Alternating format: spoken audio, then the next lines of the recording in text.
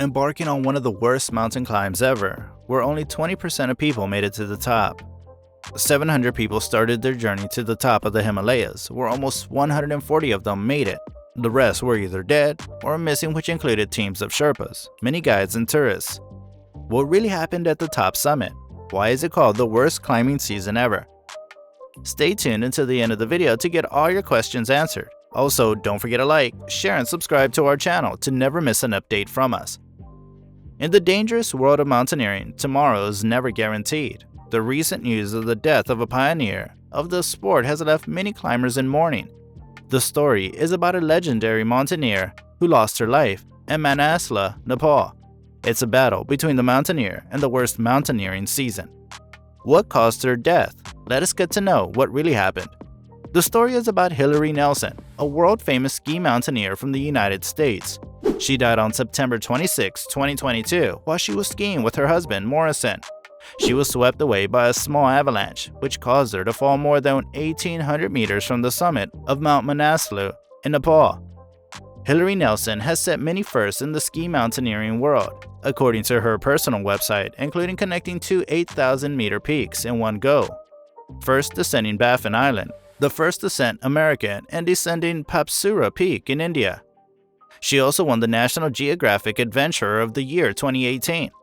Nelson was 49 and her husband Jim Morrison, who was also her climbing partner, confirmed the news of his wife's death. For the people who are wondering what an avalanche is a mass of snow that falls from a mountain. During an avalanche, a mass of snow slides down rapidly from the side of a mountain. That avalanche came while she and Jim were in Nepal climbing Manaslu. That peak is over 25,000 feet above sea level, and Hillary and Jim both made it to the top safely. Once they reached the top, they both strapped on their skis that they had brought to the top and started their descent. Hillary was caught off guard by a small avalanche soon after. Jim wasn't in the avalanche himself, but he couldn't do anything as he watched his wife fly off the mountain. Search attempts for Hillary began immediately, but a full search and rescue operation was delayed by bad weather. Hillary's body was seen as a lot further down the mountain than where she had actually slipped. Who found out and reported Hillary's body? A trio of rescuers, including Morrison, were eventually able to locate Nelson and recover her body. A search by helicopter on the first day had been cut short due to bad weather, and a search on the second day was also called off earlier than scheduled due to bad weather. Hillary's body was found after a 2-day search, and it appeared that the avalanche had driven her off a cliff on the south side of the mountain. On the third day, the helicopter was able to land at 22,000 feet, and the party was able to retrieve Nelson's body for transport to Kathmandu, where she underwent an autopsy. "My misfortune is unbelievable, and I'm centered around her youngsters and their advancement," Jim composed on Instagram. Hillary Nelson is the most inspiring person in life, and now her energy will guide our collective souls.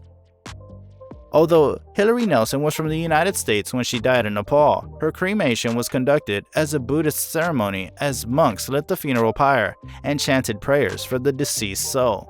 The last rites of Hillary Nelson happened in Kathmandu.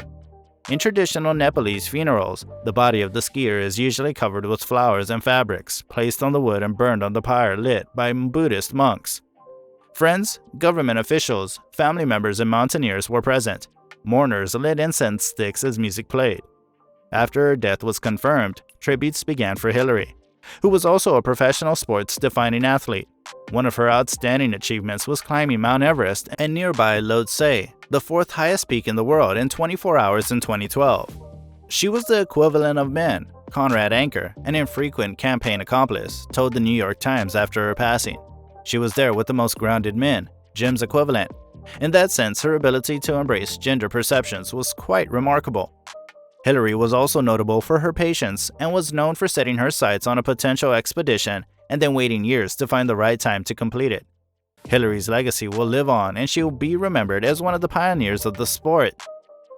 People who had reached the summit so far were said not to have made it to the real summit, which was higher than the suspected summit and was broadcasted by a drone. Many people wanted to climb the actual summit in Nepal out of excitement, but the weather conditions were so bad that only 20% of the people made it to the top. To those who wanted to come back halfway when they found they couldn't take it anymore, they wanted to wait hours to get on the rope and escape because of the avalanche, which destroyed almost all the ropes. What would you do if you were hit by an avalanche? Would you stop if your loved one suffered an avalanche? Do you also want to climb the real peak in Nepal? What do you think about this? Let us know all about it in the comments section below. Don't forget to subscribe to our channel and share our videos with your ski friends and ask them to be careful.